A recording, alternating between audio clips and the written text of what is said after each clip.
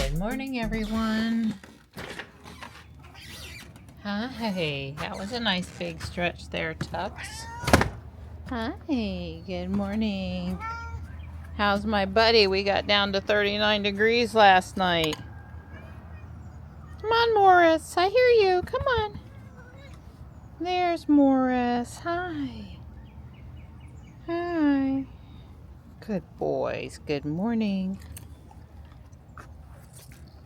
Stripes at my feet. Marty's here somewhere. Maybe Marty's back in the house. If Marty's not also at my feet, he might be in the house. They're in and out so much in the morning I lose track. Yeah, it's low 40s now. Don and I are fixing to go for a walk before I leave for my day of shopping. It's a nice, clear, pretty day out there. All the kitties seem to be doing good. Yes, Marty was in the house, but he's outside again. Hey, Gray. Good morning. Good morning. Good morning. How's my sweet pea doing? You doing good? Hi. Good morning. Hi. I bought you some chicken. It's a lot of dark meat and some skin. And good stuff's in there today. Good stuff's in there today. Yeah. The birds are chirping, the grass is green, the sky is blue, but it's a little colder than we'd like for it to be out here this morning. Yeah, it's a brisk spring morning. Well, thank goodness we skirted the frost thing. I think we got down to 38 or 39 for a couple hours, but that's not frost territory here.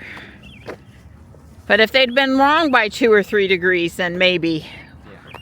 Everything is out, so if we get a hard frost, we're in deep doo-doo. If we get a light frost, we can probably save stuff with the shower curtains, but Don is not looking forward. Well, I'm not either, to having to go out at 10 o'clock at night and put shower curtains on stuff, so cover things. We're not looking forward to that. We are less than 30 days and counting until last frost, so the light's out and the police officer's up there directing the traffic. No clue if that means everything's out or just something wrong with the light, or I don't come this way when I leave to go to Apex, so I won't have to pass through that light, thank goodness. There's Ruby waiting on me.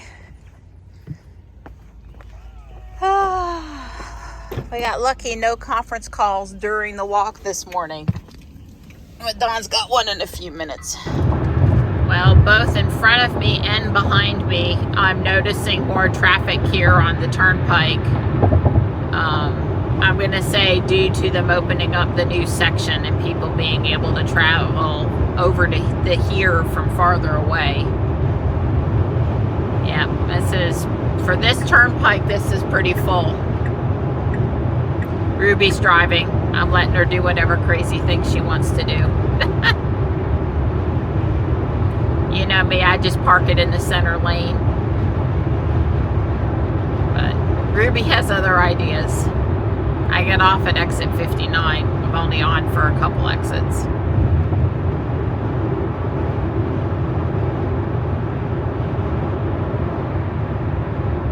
Traffic is moving along, looking quite good here. I guess she wants to give those cars a chance to come over.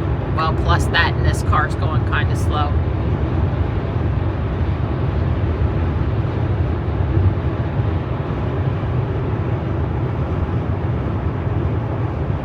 Wow, I should have filmed merging onto 64 here.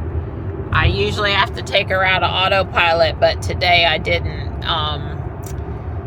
She didn't slow down there at the end for that free-flowing lane like she usually does, and she merged over almost right away at the bottom, not waiting until the end of the merge lane. So that was, if she does that every time, that's a big improvement for that particular spot, because she really hasn't been handling that well. Now she would just turn right on red, and she's staying in the center turn lane the leftmost turn lane, I guess is how you would call it, which is good because I gotta, you know, make this immediate left up here. I'm surprised she didn't get into the rightmost turn lane. She can go after this white van comes past. Oh, wow. Wow. Oh, she tried to turn into the wrong lane though, so I had to grab the wheel. She was willing to go, but she tried to turn into the lane beside me that possibly could have had somebody in it, which in this case did not, but still she can't do that. And she has the left turn signal on here, but I don't know, that's just still remnants of probably getting out of FSD or something. Well, she almost handled that back there. Well, it certainly is a nice day out here. I'm done being pulsed. We just did my lower back today. Parking lot here is pretty busy, so I'm down the hill on the end where I felt safe to park. I was about to fall asleep in there today. Could have used another 30 minutes, I think, just to sit there and chill. I am printing some cute things on the printer. I've got a peep within a peep printing today. The large peep is purple and the small peep is yellow with the little, you know, face and everything. It's kind of like, imagine the two wooden blocks where the figures kind of one fits inside the other. I'll show you later.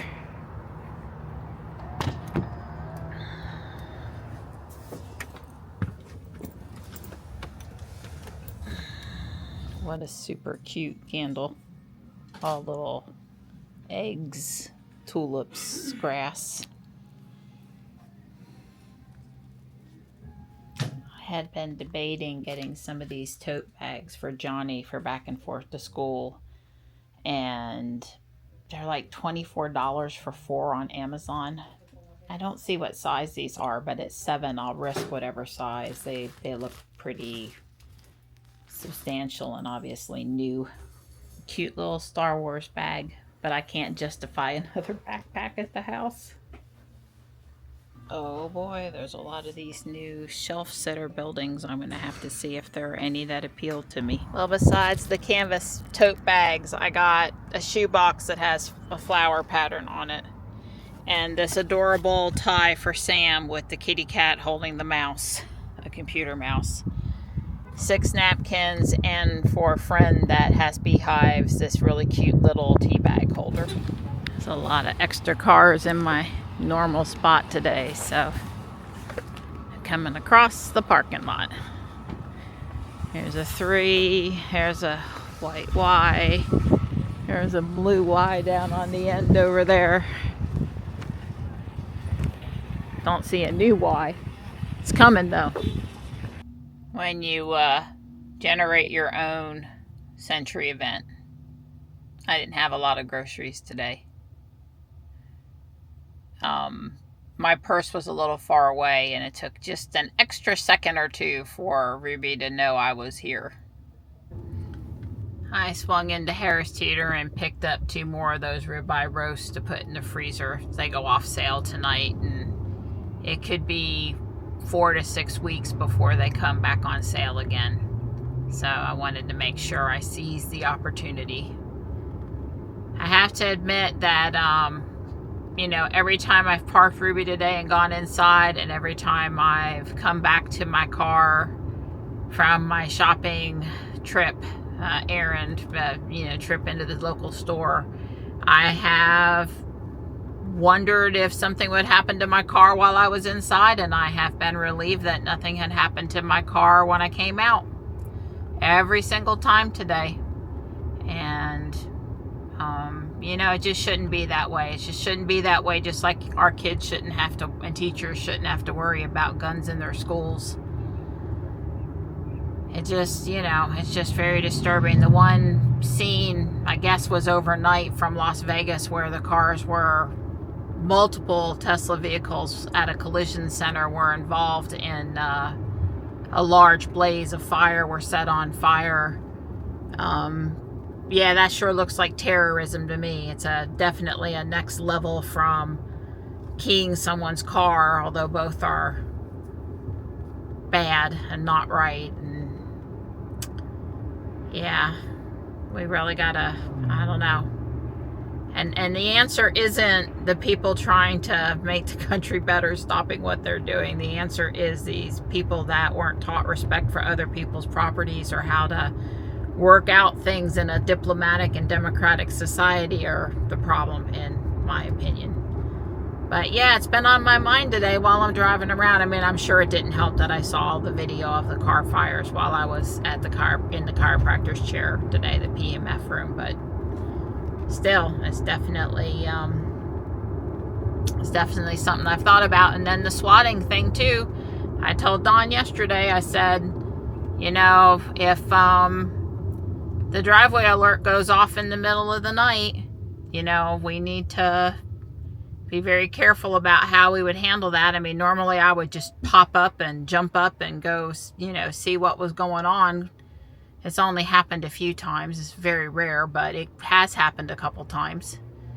And, you know, I told him that the one guy said the reason why the swatting incident at his house had a reasonable resolution was because his wife answered the door. Because apparently she'd been reported murdered or hurt or under fire or something. And so she showed up at the door, I guess, looking happy and healthy and confused, and that de-escalated things pretty quick. But I don't know, that's pretty sad too, that you would wonder, because I guess they're going after people that say stuff on X or that have been vocal about not just Tesla, but Doge. And this one individual was quite outspoken about what had gone on in Western North Carolina during Hurricane Helene, the response from FEMA and Biden and the government. And he's entitled to his opinion and has expressed it. And also expressed good things happening when he thought the good things were happening. So, you know, just being on X and just speaking up could get you in trouble. Yeah, Don and I watched this movie called, I think it was just called Breathe. We watched it on Paramount, but it looked like it came from Showtime. I was a little confused about how that was, but maybe the Paramount Showtime plan or something, I don't know. Anyway, the little girl was using the ham radio to try to reach her father who had gone missing, and the things that she said on the radio accidentally caused some people to show up at her house. We'll just say house. And I don't want to give away any more details, but it's like, you know, if you say the wrong thing accidentally to the wrong people, even if maybe you didn't realize you were saying it, you could get yourself in trouble. It goes back to, you know, we've got free speech, but that doesn't always mean it's, you know, doesn't carry any consequences. It can certainly carry lots of consequences. See that huge UPS truck? Was going back to my thoughts about changing subjects now, about a conversation I had with someone in a comment about the Cybertruck being valid or not, which it's not. It's not asked to be certified on the road in the UK or the European Union. And lots of car companies make lots of cars for certain markets only and don't really intend to put them in all the markets. And I don't think Tesla cares about certifying the Cybertruck for Europe. Obviously, there are other countries that are going to be interested in the Cybertruck. You know, I just had a thought it wouldn't surprise me to see it end up in Saudi Arabia. But anyway, you know, it just, I don't think that it matters. But at any point, my point was, and I stand by it, is that we've got all these dump trucks, garbage trucks, Ford F-350 diesel, Super Duty cab trucks. We've got all these huge vehicles, Suburbans, Excursions, Escalades on the road. We have all these huge vehicles out there. So the fact that the Cybertruck is also on the road with some of these vehicles doesn't really draw any attention to me. It's just another biggish vehicle, weighty vehicle out on the road. So what? because over here we just have, you know, the dump truck drivers, I swear, you know, you've heard me when I was driving the kids back and forth to school talk about dump truck drivers. They drive their vehicles like they're weapons. They speed, they cut people off, they, you know, they drive it like they know they're not going to be hurt. Look at that pretty forsythia. So anyway, I think the Cybertruck is perfectly safe on the road, and that's just my opinion. I'm not trying to hurt the squirrels. They Bradford pears are starting to end. I did see Yoshino cherries and redbud trees out in bloom today, but by the time I wanted to film it and show you guys, it was over. So I really was mostly on my lane, so not sure what that was. Who is this now? This is, looks like maybe a glass replacement thing. I should stop and get the mail. Dawn's having a busy day. I see flowers on the daffodils. The one on the corner is getting ready to open. My parts came in yesterday to finish off the roof, the slopes up here. It's not going to take long, and I'm going to go ahead and do that now. The roof is fixed, and the couple pieces in the front that I needed to adjust, I did. I put the clock on the back, the sticker. I got the white 3x3 circle. What I need to do is figure out the trees, and I'm working on that, but I'm going to stop and do supper first.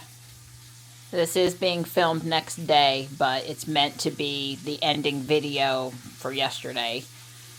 I didn't end up building any trees for this building after I finished the roof because I didn't have parts for what I wanted to build. I'm going to pop up a picture of what it's going to be. It's going to be very spring looking. They're calling it a magnolia, maybe a saucer magnolia. But I am still going to build 3, and I ordered the parts from EMS Bricks, so let's see, what's today is Wednesday. I'd be really surprised if they weren't here by Saturday. And when they come, I'll build them. I'll build them.